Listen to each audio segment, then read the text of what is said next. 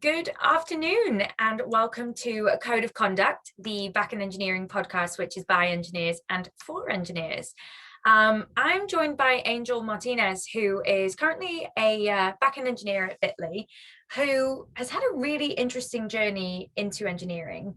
So I'm pretty chuffed to jump into this one, but instead of me talking about you, I think I'd like to pass over to you and say, hey, Angel, thank you for joining me.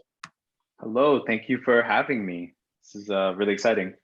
So instead of me telling everyone about your awesome journey, could you just give the listeners a little bit of an idea into your background and how you got started, and then we'll jump into where you're working now. Cool, yeah. So first, I'm originally from New York City, born and raised in the Bronx. I'm a tourist. Yeah, I grew up in New York my whole life. I went to an interesting high school called Cristo Rey, and they had a corporate work study program, which allowed students to work one day out of the week to pay for their tuition. And so I was very lucky and was randomly placed at Goldman Sachs when I was 14 and got to intern there. And it was a wonderful experience and taught me a lot about, working at I guess that I would consider them a tech company. At least the experience that I was having was related to tech. So that was like a really interesting experience for me. And ended up going to an even more non-traditional college called Simon's Rock, which is an early college that accepts students that are sophomores or juniors to start college early. And so when I was 17, instead of doing my senior year in high school, I started my freshman year of college at Simon's Rock, which was in upstate Massachusetts on the border of New York, and wanted to study physics. And unfortunately, it was such a big shift for me. I ended up not doing too well in school. And I think I was anticipating school, especially college, to be sort of like Goldman, where there were a lot of smart people and we were working on stuff together, and the vibe and the pace was just different. And so I think I kind of fused both of those and had a hard time adjusting. So I came back to New York, was really interested in entrepreneurship. And at that time, around 2010, 2011, New York wasn't really known for their startup scene. Like everything was still in San Francisco. Mm-hmm. And there were a few startups that were coming up, one of them being Bitly. And the scene was very young, and I became fascinated by it. And I wanted to work at a startup. That was the goal. Let me work at a startup. And so I knew how to work in an office, but I didn't really know how to do anything else. And so I didn't want to be a business developer because I didn't know what that was. And I don't think I still know what that role means to this day. And so the only option was to be a developer. And unfortunately, at that time, there were no boot camps. There was nothing. There was, they had PDFs online that you can look up. They had, I think Code Academy had just started in 2011. So I was using resources like that to learn how to code. I started with Python. Then I really wanted to build a web application. So I moved on to Ruby on Rails. And that was like a really, really cool experience for me. And I think I worked on it every day, 8 hours a day, just trying to learn for about 3 months, where I was really dedicated to learning how to. And at that time, I was living at home, and obviously I was a college dropout, so I had the time and flexibility, and I was very lucky in that case. And I was very fortunate to get my first like real job working with Gary Vaynerchuk at VaynerMedia. They were looking for data analysts, and I was still looking to be a developer. But one of the things they were looking for were people who knew how to code. And I thought it was an interesting first step that I could take. So I joined VaynerMedia as a data analyst and actually started using my programming skills there. And that was sort of my first introduction to building products around data. So one of the things I did was, built a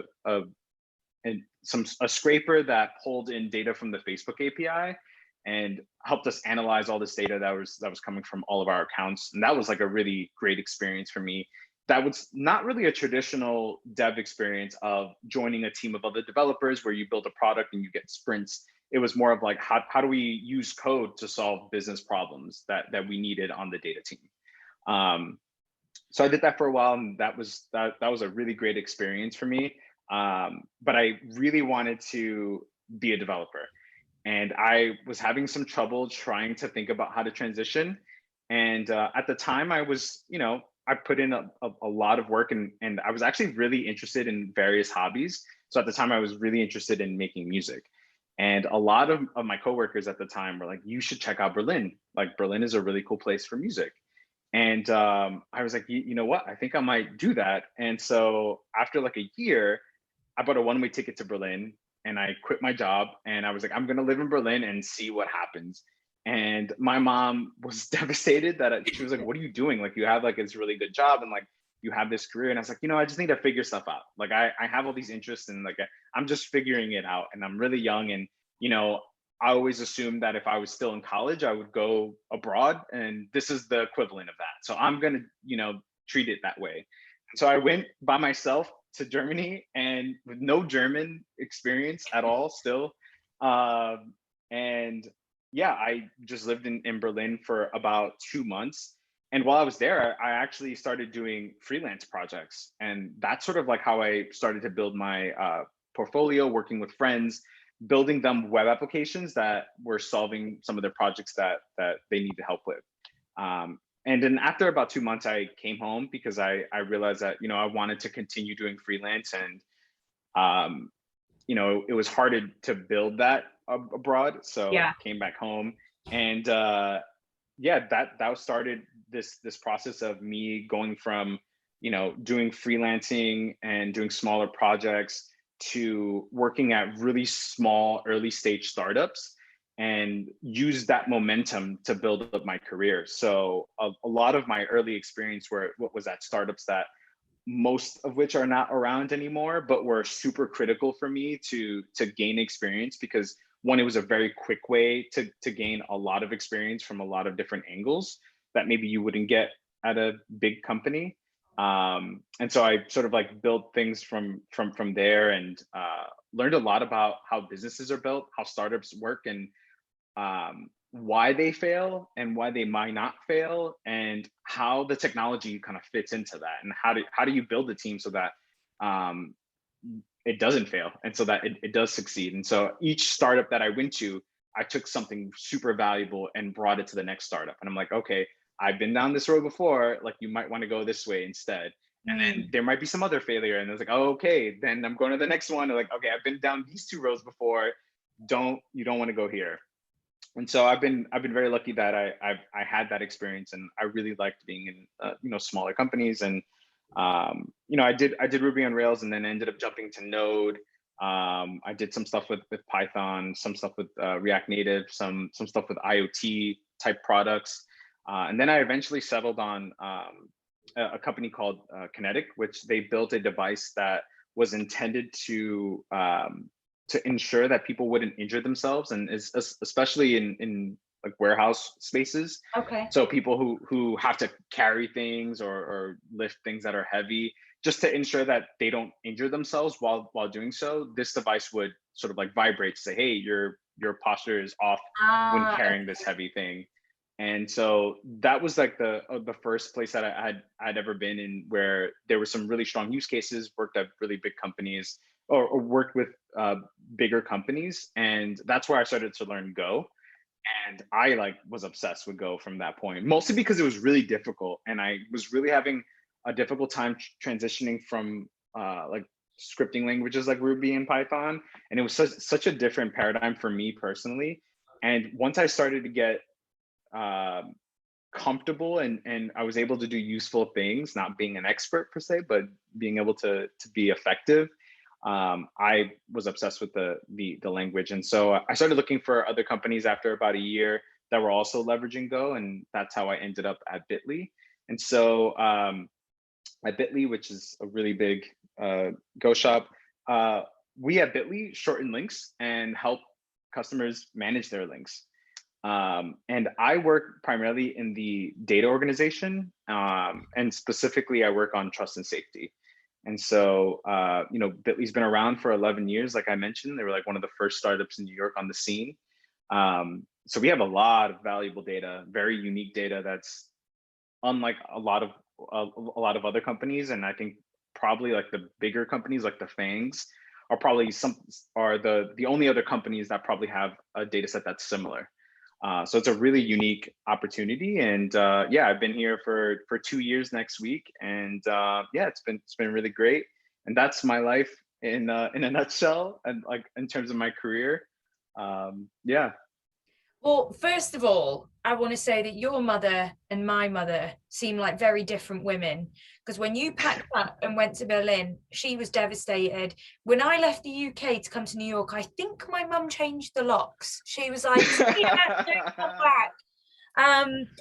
But I mean, thank you, first of all, for that. I definitely wouldn't be able to summarize my background in such a succinct way, and I've done way less interesting things than you. So I love that. But I wanted to just jump first of all into the schooling part of things, because I'd never heard of that before. Like when I was in high school, you might get the opportunity to do a week or two of work experience.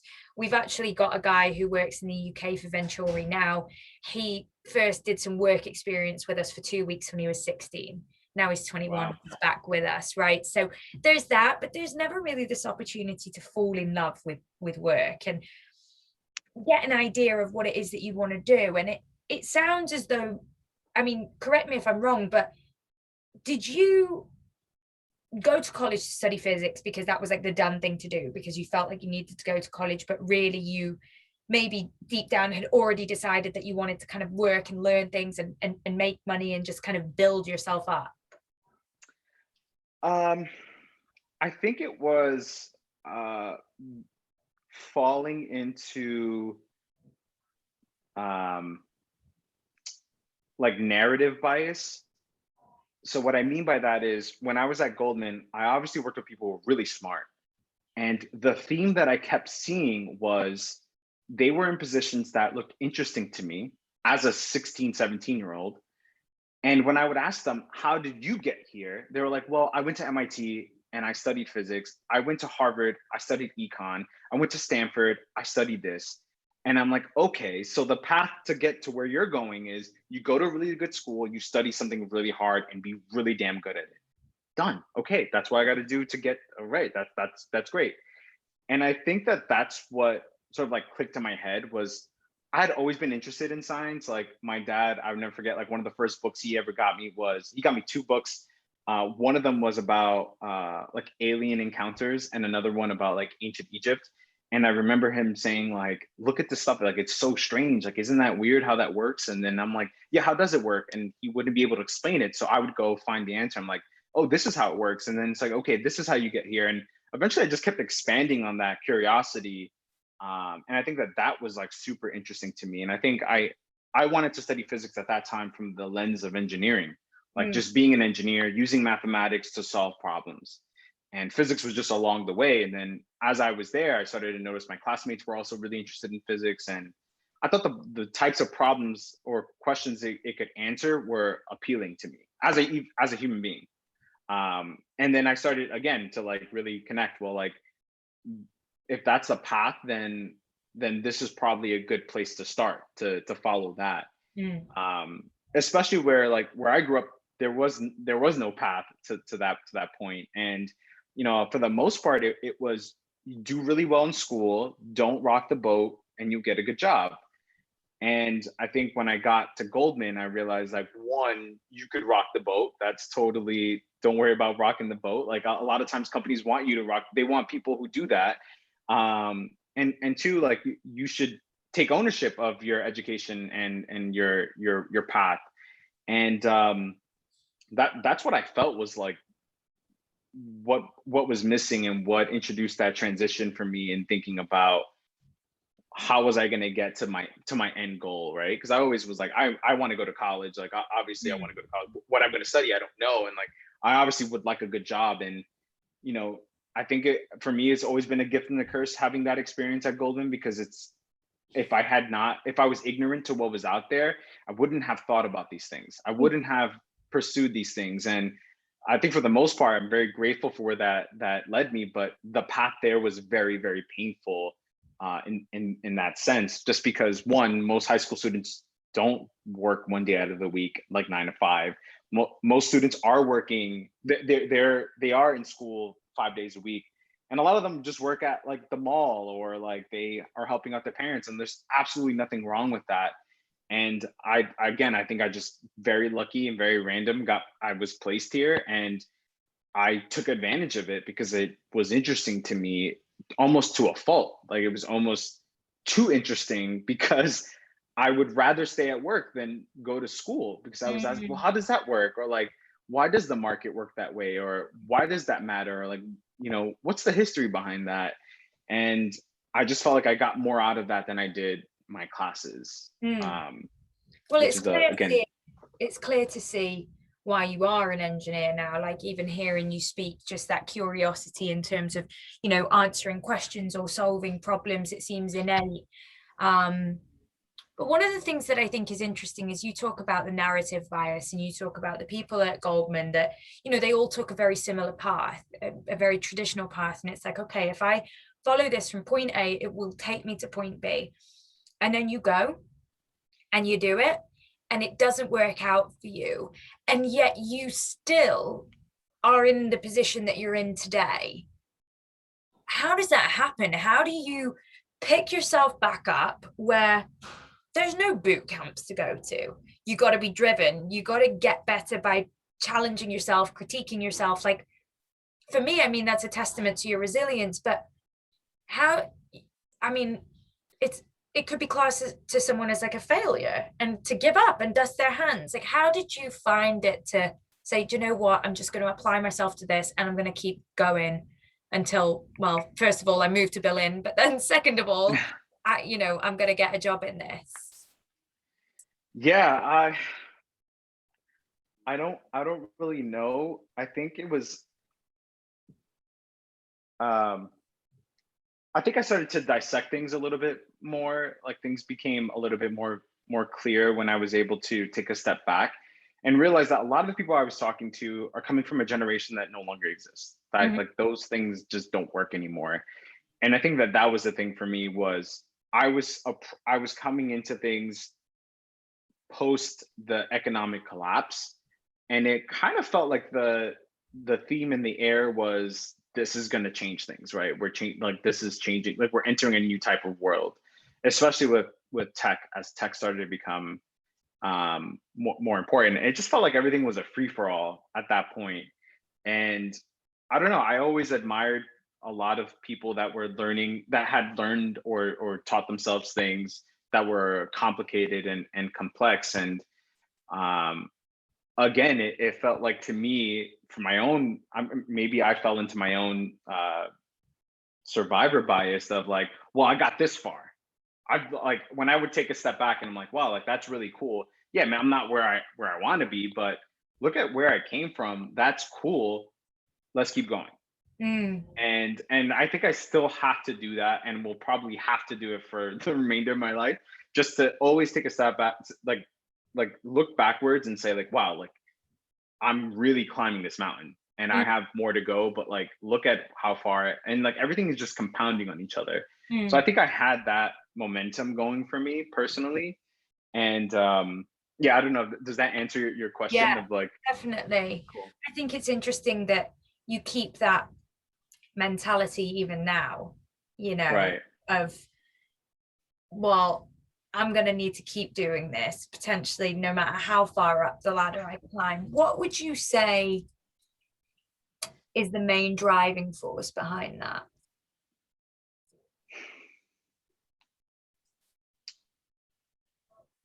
I think it's a combination of things. Just to psychoanalyze myself, but I think, in high school, I felt like I had this chip on my shoulder working at Goldman, when like other high school students were like not really working at all. And I felt like I had access to this interesting environment, and I felt like I was on this really strong path.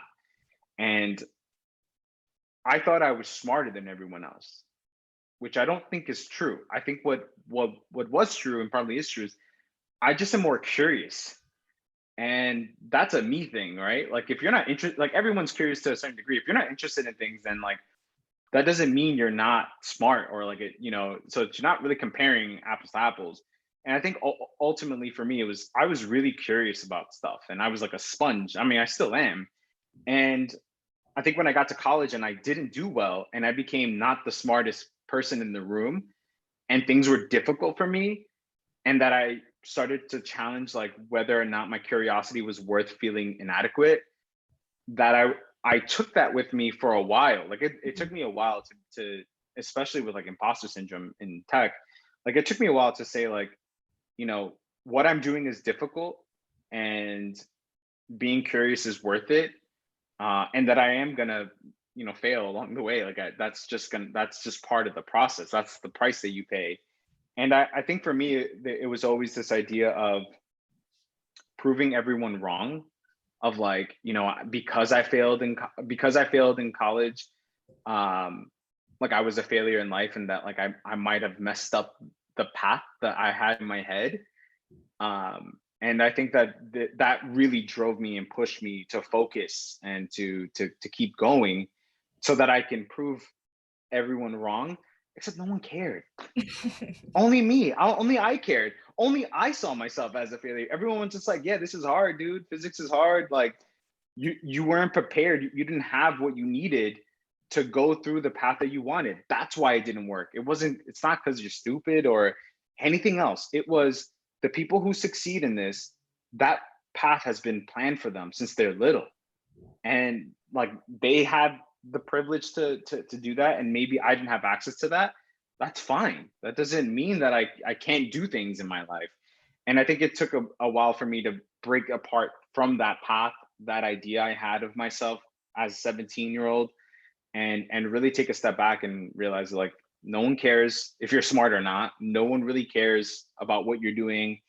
And that was like a really big life lesson for me, because it gave me permission to just focus on me and Yeah. focus on the things that I wanted to do, and really take a step back and like, do I even like this? Like, why am I worried about what people think of me if like I actually don't like this and I want to do something else? And if no one cares and no one's looking, then go do that thing, you know?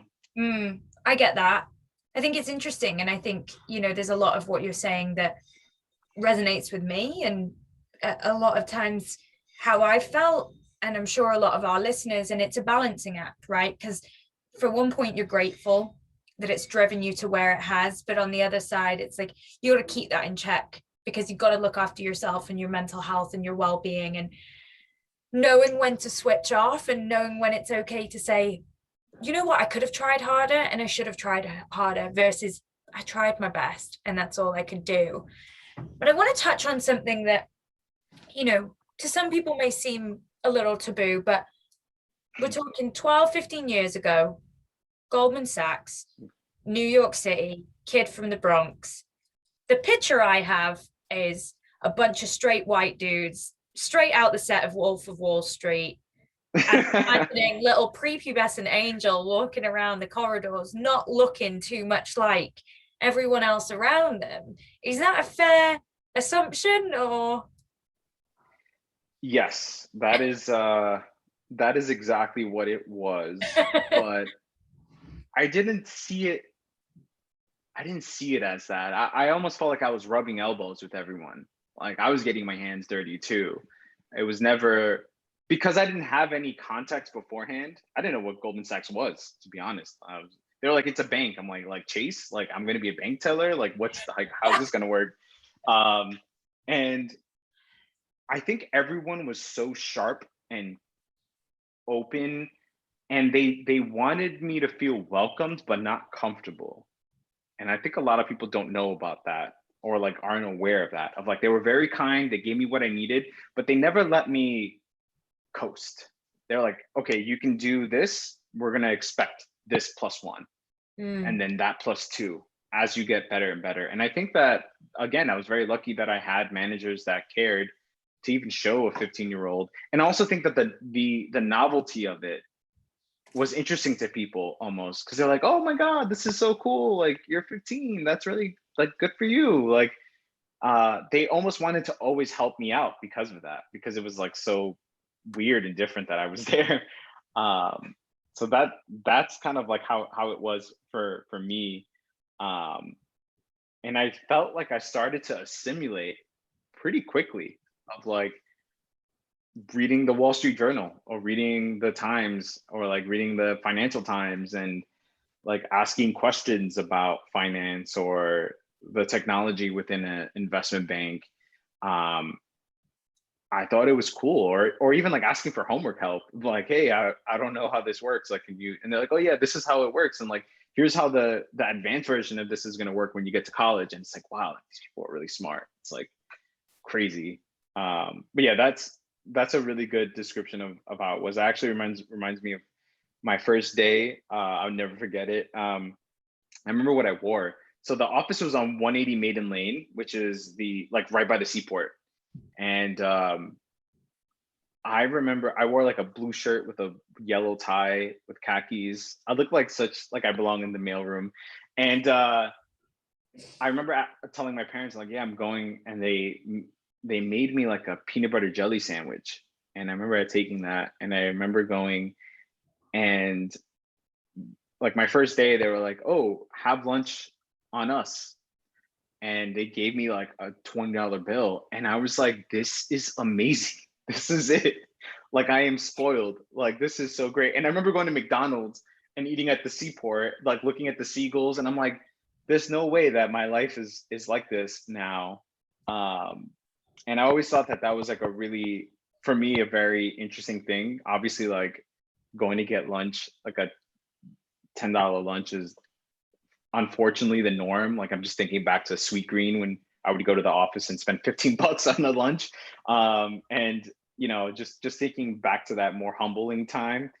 And yeah, I always thought back to that as like a really humbling experience where I wasn't anticipating them to give me money. Like, I had my sandwich, like I was ready to eat that, you know. And I remember feeling like really, really grateful for that. Like that experience. But yeah, that was like different for me, even at that point. I mean, it's funny, right? Because probably as a 15-year-old, you're like, life is never going to get better than this. I just got a free Yep, this is McDonald's. it. Which is interesting, but you know, I think it's, again, something which I can't speak to myself, but everything that's gone on over the last year, which has kind of brought a lot of the disparity when it comes to different ethnic minorities, genders, sexuality, all of these different minority groups within tech. And whether it's blissful ignorance, whether it's willful ignorance, the reality is, up until the last 12 to 18 months, these conversations weren't happening with a lot of people. It wasn't something I'd considered.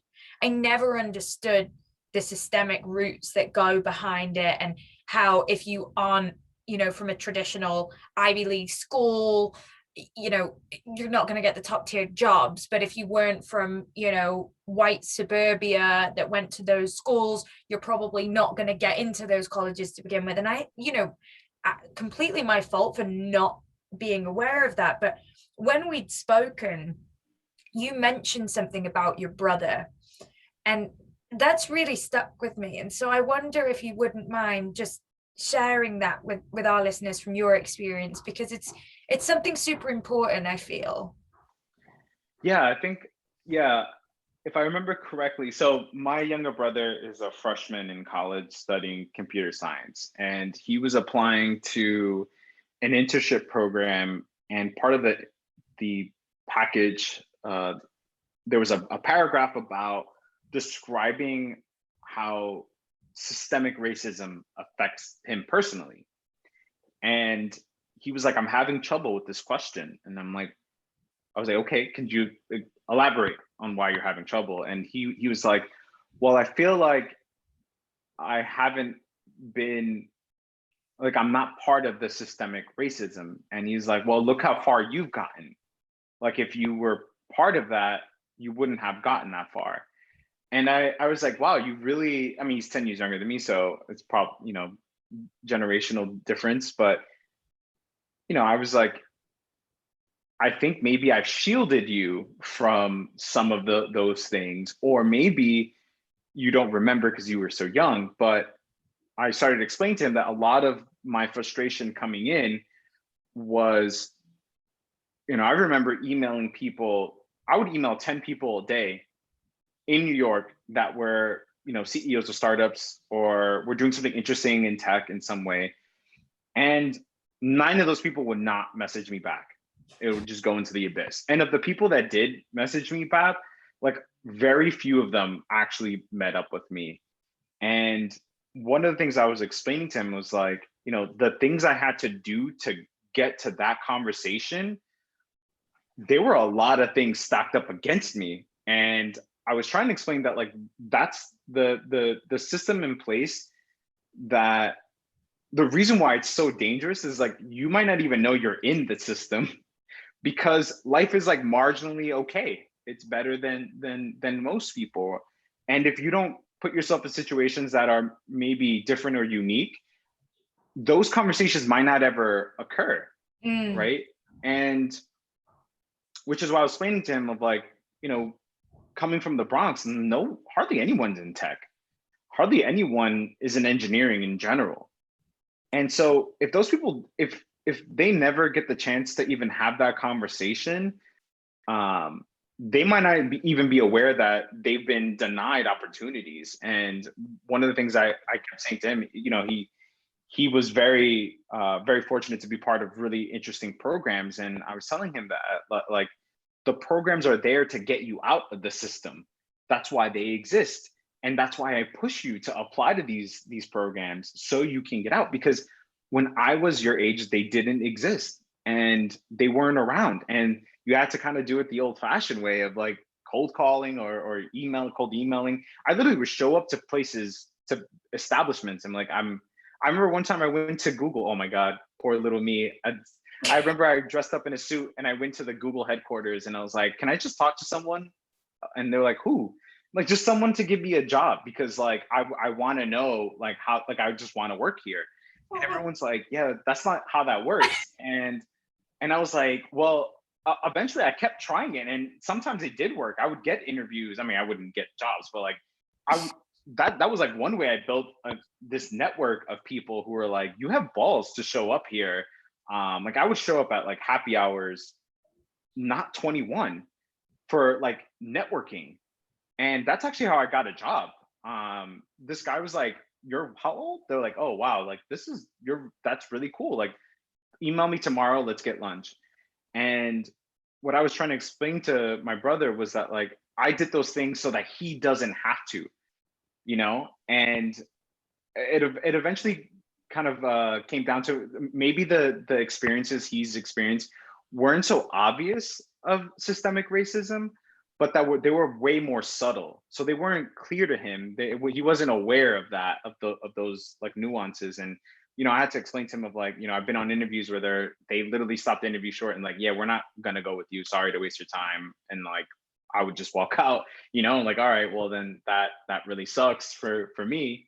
And, I would tell him these things so that, not so that he could be afraid, but so that he could understand that there are things that are out there that are stacked against him, and that he shouldn't be afraid to have those conversations, and he should be empowered to bring those like head on.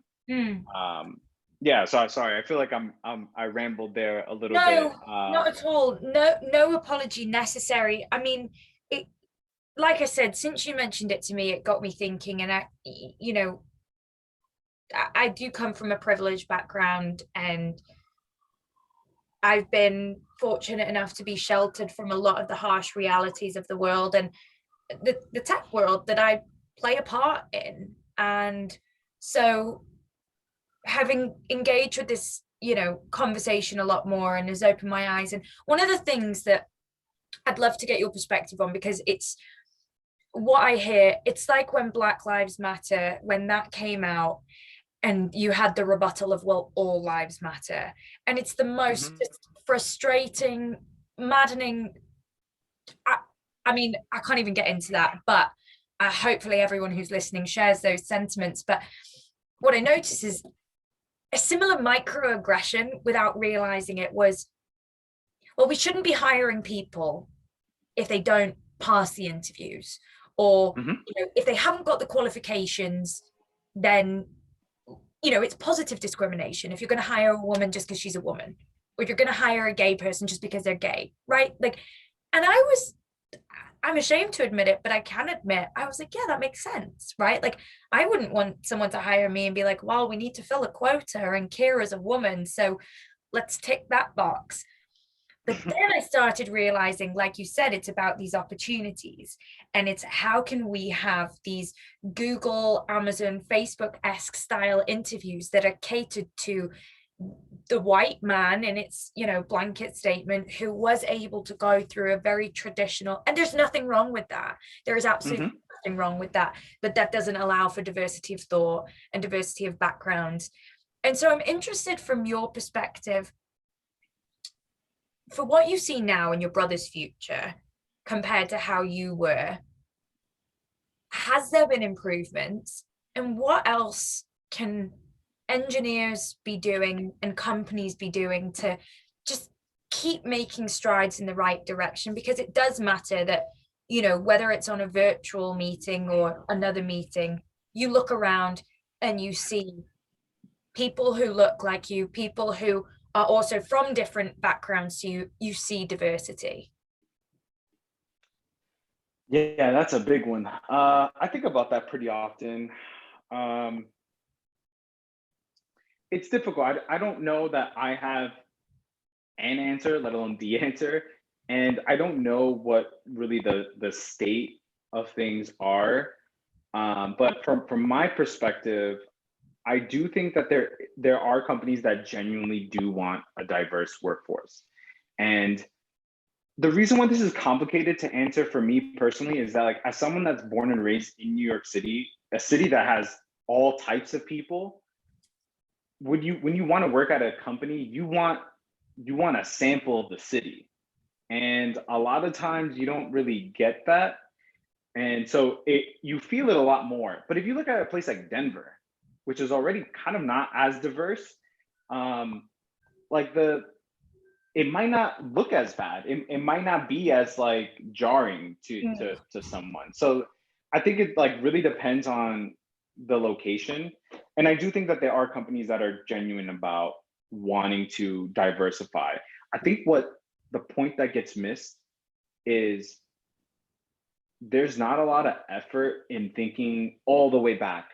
So like even bringing it to, like tying it back to my the literally beginning of my career, like I feel like I was privileged in that I got to work at Goldman. A lot of people never get that, right? Even working at like or studying at an Ivy League school. I felt like that was a great opportunity for me. A lot of people don't get to leave high school early to start college. That was a great opportunity for me. Not a lot of people get to work at really cool startups like that. Another great opportunity for me. But I think that what gets missing, what I think you were trying to highlight before was like the amount of energy that it took to go through the BS, to go through each stage, took a lot out of me. It almost took too much. Like I definitely had anxiety and depression issues that still probably have an impact on me. And I think that not a lot of people are aware of that cost or are aware that that is a price that some people pay to get by. But I wish more companies took a step back and thought about like instead of thinking like why aren't more people of color, why aren't more women applying to jobs? Start thinking about like, well, where are those qualified people, that so-called qualified people that where are they? Are they, and then you sort of go back and like what about people in school, right? Like people who are in college. um what colleges have these people? Well, not a lot of people are majoring in this, not a lot of women are majoring in computers. Okay, well, like that's the answer. Not Mm. a lot of women are not majoring, that's why. What do you want me to do, tell people to major in computer science? I don't know. Whereas like I think the approach should be opening the conversation, like, well, like why aren't a lot more people majoring in computer science? Well, they didn't have a lot of experience in high school. Okay, well, like what could we do to make that experience in high school be more valuable so that they're interested? Well, a lot of schools don't have resources. well, how do we get resources to these schools? And so you kind of follow it down, and then you realize that, like, okay, certain schools in certain areas have a particular demographic, therefore they have certain resources that others don't. The systemic, right, that's right there. Like it's revealing itself, but instead it's more of like, why aren't we getting people in the funnel? It's like it's more complicated than that. It's like it's a bigger thing. And so I actually was very lucky. The last 2 years I volunteered at an organization called Code Nation, where we teach high school students computer science skills. And so the first year I was a part of this, we taught at Williamsburg Charter High School in Bushwick. And we came in twice a week and we taught their computer science class. And one of the really cool things was, a few of the volunteers were also people of color. And students started to click it started to click in their heads. You look like me and you're doing this thing. That's interesting. Maybe I want to do that thing too. And it's really that simple, because it's not really not that simple, but it definitely helps. It definitely helps when you start to see people who look like you in those positions, because it becomes way more possible. Like it's achievable in that capacity.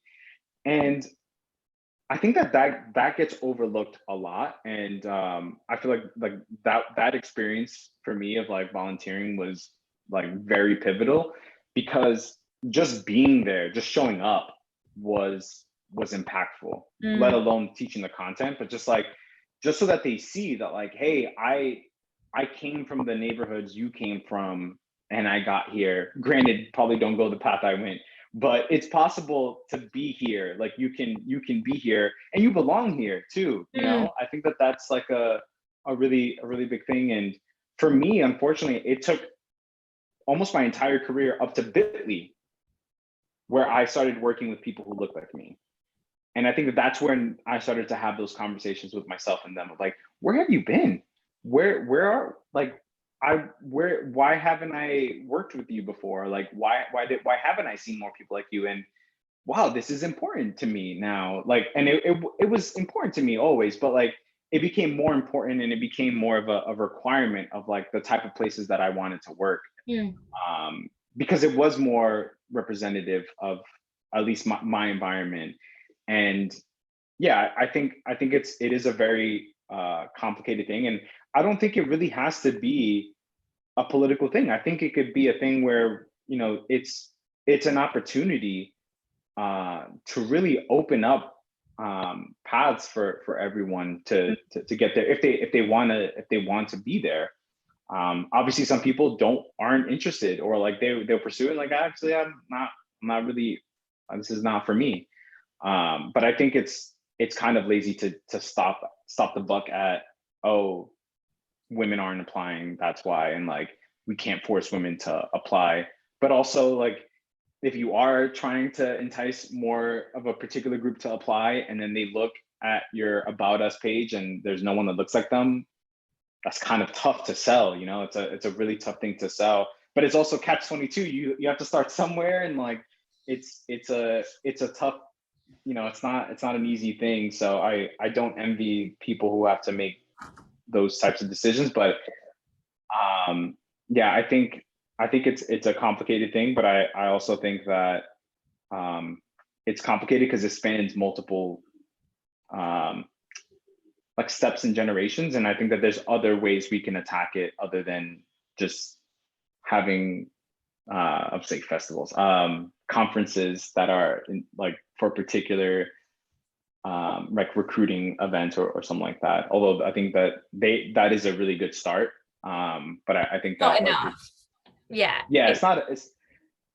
it's so transparent, and I want to say thank you first of all for your candor, just in terms of some of the emotional repercussions of your journey, and obviously coming out like so positive, finding an amazing company, working with, like, being a bona fide gopher now, like working with millions and millions of data sets. Like, it's awesome, but it wasn't an easy journey, and I appreciate you sharing that with us. And I also want to say thank you for the work that you do with volunteering. And I think that it's a shame that, you know, we're trying to fix a problem and we're still taking from people to do work, you know. But thank you, because that does matter. And yeah, you're right, it's not a simple problem. It doesn't need to be political, but it is a big conversation, you know. If there's anyone out there, whether they're a teenager, whether they're thinking about getting into tech, or whether they don't want to leave the company that they're in because they're scared of what's out there, to know that if they don't fit the bill of what they, when they close their eyes, like, who do they picture when they picture a software engineer? Do they picture a white dude with a skateboard and stickers all over his laptop and a hoodie in Starbucks? Probably. And that isn't the case, and it doesn't have to be the case. And I mean, I'm really grateful to have heard more about your journey, and this isn't the last, as you know, that we're going to touch on to this. I think you've got some really valuable insight, but I want to see, just lastly, when you branched into engineering and you decided you wanted to learn to code, were there any resources, any influences, even now as an engineer, you know, a lot more senior in your career? Are there any books or podcasts, like anything at all that you listen to that you think that helped shape me into the resilient engineer that I am? Oof, that's a good question. I think resource-wise at the time,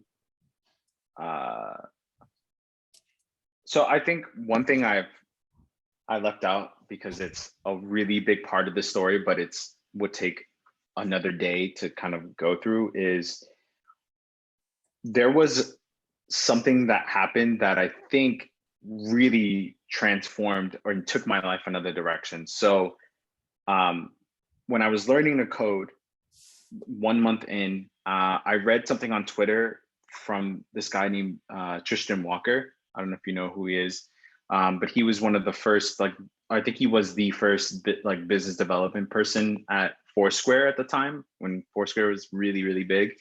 And he was writing about being like one of the very few Black executives in tech. And obviously this is 2011, and talking about representation, like, he was a great resource. Like, his blog was a really great resource for me to sort of like frame how to approach my journey into tech. And he had posted about how he emailed the CEO, Dennis Crowley, like 7 times asking for an interview to be an intern. Like, I'll work for free. And he was studying at Stanford in business school.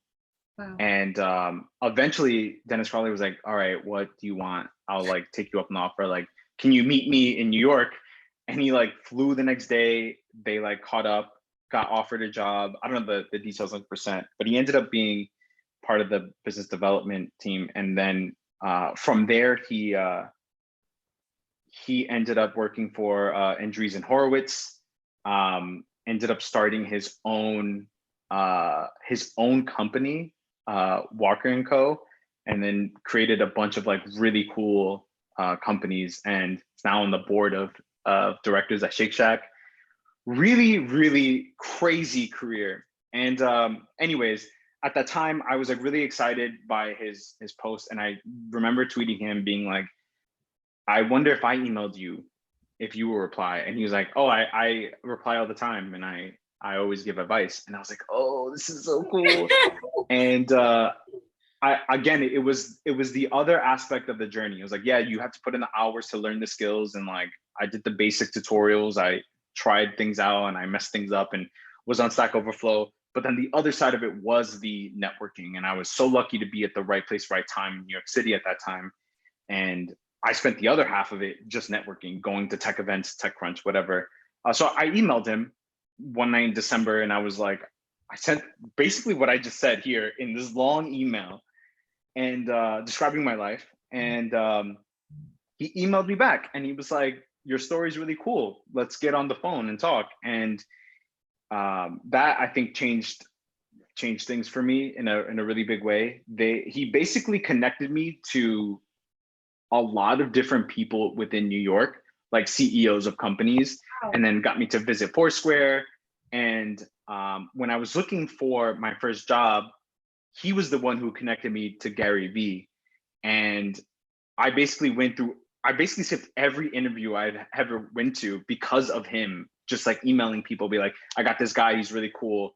So I really want to mention that because I don't talk about that often, but I feel like having that champion, even though, and I had never met him in person. I only spoke to him on the phone once, right? It was just all over email. But he was like, I vibe with you, and like you're putting in the work and you're interesting and you're showing initiative. And each time he introduced me to someone, they introduced me to 10 other people, and then they introduced me to 10 other people. And like it was more of like just staying on top of it there. So I really do want to mention that like for those who are listening and who might be like struggling of like, okay, I'm learning this stuff and like I'm on Code Academy or I'm on like Algo Expert, and it's just like not working. Like I'm not getting the jobs that I want and stuff. Like, definitely go out there and try to reach out to those people on LinkedIn, and they may not reply, but like it's definitely worth the shot. Like it's really, really worth it to go out there. So I think for me, the best resource for me was at that time, like the tech scene in New York or people on LinkedIn,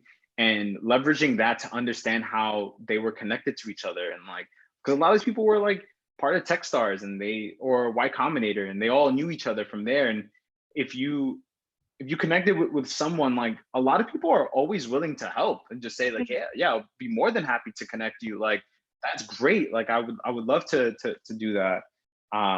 With also the caveat that you also have to do the work on the side. You'll also have to have the skills, at least the basics, and to show that you're carrying that initiative. But yeah, I think that for me was a really, really big resource, and I can't believe I forgot to mention that. But just because it's like a really long story, and so I would say like look at who's out there, get their contact information, reach out to them. It doesn't have to be like give me advice, be my mentor. It doesn't have to be that way, but it could be more personal. Like, hey, I'm really struggling. Like I feel like you understand where that is, like, and being very specific about what sort of advice you're trying to get, or like instead of like, hey, can you get me a job? Like that's just not gonna work, right? And then I never would ask for that. It was more of I actually don't know what to do with my life. Can you help me like figure that out? Like I'm interested in this. I want to go in this direction. Like, can you help me get there? Because there's no one else that looks like me in this position, and I feel like like people are there to like.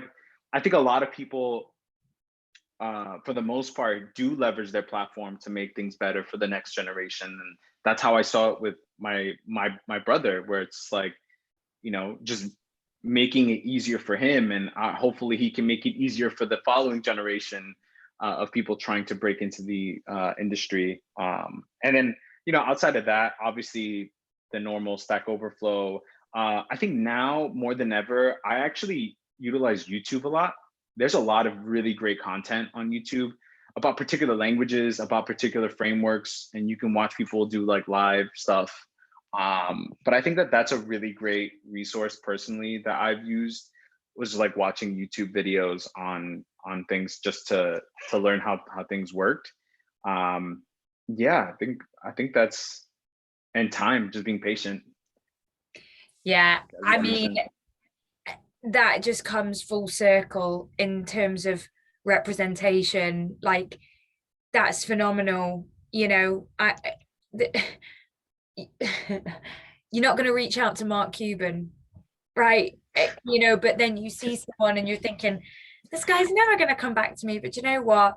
Maybe he's had a shared experience. And so I'm going to give it a go. And dare I say it, a large portion of your career is some shared success as a result of him. So thank you for sharing that. I think there's a lesson in there no matter where you're at in your career. And it's something I tell more junior folks all the time. Find someone who has the career that you'd aspire to want to be like. And I mean, obviously pre-COVID, but offer to buy them a coffee from their local coffee shop. Just talk to them. What did you do? And like you say, not necessarily, can you get me a job, but don't underestimate the power of networking. And yeah, I think although you described as long-winded. I think not long-winded and incredibly powerful, showing that if you just use your voice, you have it. It's there. You're worthy. It's valid. Doesn't matter what Yeah. you look like, where you live, where your parents are from, what your orientation is. Like, none of that matters. You are worthy, and you are worth being able to ask for help. And so, yeah, I want to thank you for sharing that. Of course. Yeah. And I think one of the things that I always have to remind myself, that I feel like a lot of times people early on in the careers, maybe not, it might not be obvious, but when you go on an interview and you blow it, like, it's really not a reflection of you personally. It might be a reflection of, you know, maybe where your skills are at currently, or maybe the interviewer is having a bad day. It's very rarely about you. And I say that in the context of, like, I personally think that a lot of people around you want you to win. A lot of Mm, people want you to succeed. And I think when I've conducted interviews, I want the person that we're interviewing to succeed, to get it right, to get the answer, so that they can feel accomplished. Like, I want it to, because it's ultimately a team effort. Like, this is someone who's going to join the unit and work on problems that we can't work on individually. Like, that's why we have a company, right? That's why we have multiple people. And I think a lot of people, especially early on, get discouraged, and they're like, oh, this person is out for me, or like, you know, they don't really want me to be part of this, or like they made the interview really difficult. And like, um I would say that more often than not, people want you to succeed, and people want you to win. And I think that's why a lot of people are, like Tristan, driven to help, because they want you to succeed, even if they don't know you. Like, I think it just feels good to know that, like, someone is winning, and that you kind of helped get there, or you helped them get there. And I feel like that's kind of how it is with, like, recruiting, where like recruiters want their, like, the people who are interviewing to win, you know, like they're a champion for them. all of us, but most of us. But yeah, I Yeah. agree. Like, for the most part, people are innately good, and the word Mhm. help is such a powerful word in the English language, that people, they want to help, and if they Yeah. can, sometimes there's got to be a bit of a trade-off, but for the most part, they will. Well, Angel, it's not, I mean, it's clear to see how you've got to where you are in your career, the resilience, the natural curiosity, the proactivity. I mean, all of these things combined, plus a lot of damn hard work. I'm thrilled that you joined us this afternoon. And also, watch this space, Angel. This is not the last you and I will be partnering together. We're Yes. working on something a little bit different, which I'm excited about. But thank you so much for joining us. Of course. Thank you so much.